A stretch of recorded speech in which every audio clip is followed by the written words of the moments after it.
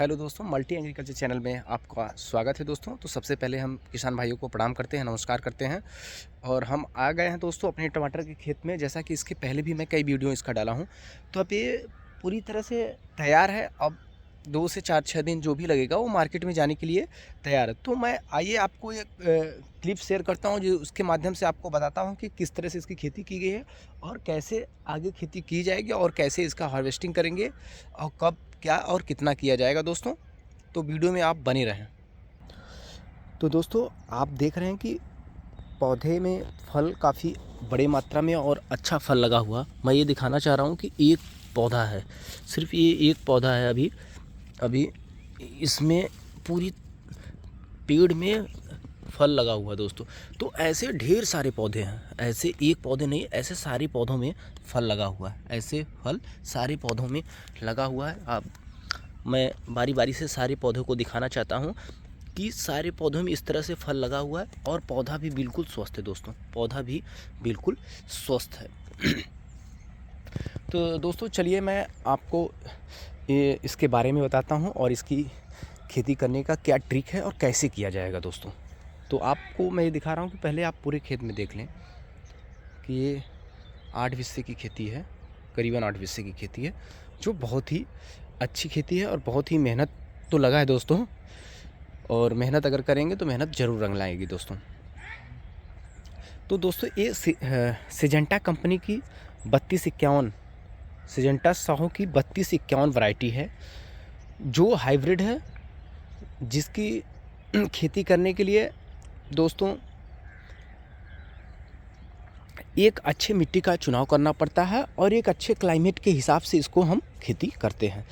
जिससे क्लाइमेट का दोस्तों बहुत बड़ा रोल होता है, क्लाइमेट का बहुत बड़ा रोल होता है किसान भाइयों के लिए कि क्लाइमेट के हिसाब से ही खेती करें। क्लाइमेट के हिसाब से अगर खेती करते हैं दोस्तों तो बहुत ही अच्छा लाभ होता है और रिस्क कम होता है।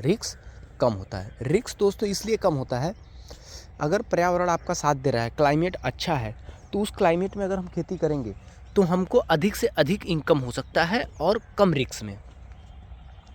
जैसा कि यदि जब हम टमाटर का बीज डालते हैं तो अलग क्लाइमेट होता है।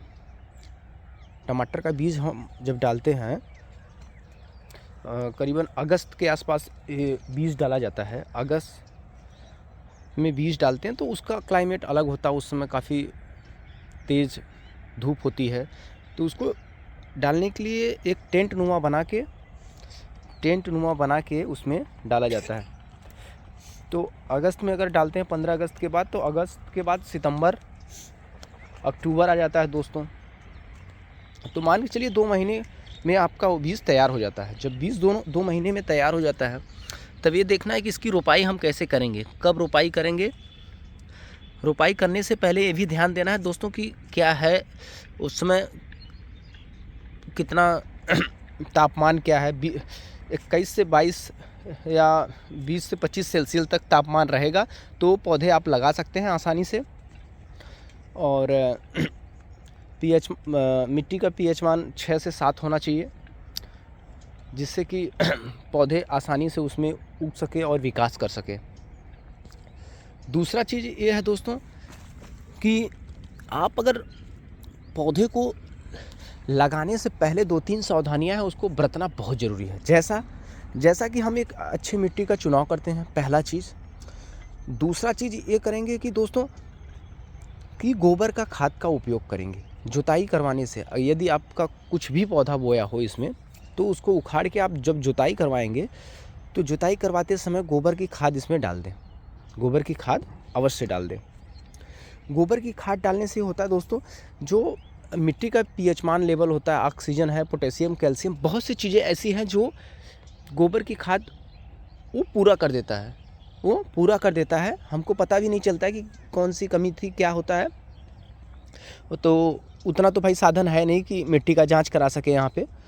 तो हम आवश्यकता अनुसार गोबर का ही खाद यूज करके हम अधिक से अधिक लाभ भी कमा सकते हैं दोस्तों। तो गोबर का खाद हम जब उपयोग करते हैं दोस्तों, तो मिट्टी बहुत भुरभुरी हो जाती है और बहुत मिट्टी मुलायम हो जाती है, मिट्टी में अलग ताकत हो जाता है दोस्तों। चलिए, आप गोबर की खाद डालने के बाद आप एक अच्छी जुताई करेंगे दोस्तों। जुताई करवाने के बाद एक नाली, जैसा कि आप ये नाली नुमा हम लोग बना लेते हैं 5-5 फीट की दूरी पे, 6-6 फीट की दूरी पे नाली बनाते हैं दोस्तों। तो 1 2 3 4 5 6 7 ये 10 नालियाँ हैं दोस्तों, 10 नाली है। तो 5-5 फीट दूरी पे नाली बना हुआ और 3-3 फीट की दूरी पे पौधा लगाया गया है। पौधा आप तो देख रहे होंगे, इसका वीडियो भी कई बार डाल चुका हूँ। तो 3-3 फीट की दूरी पे पौधा लगा हुआ है। पौधा 3 फीट की दूरी पे इसलिए लगाया गया है दोस्तों, जिससे कि थोड़ा सा विकास करे, ये आगे जाके विकास करे और फसल आसानी से फले फूले।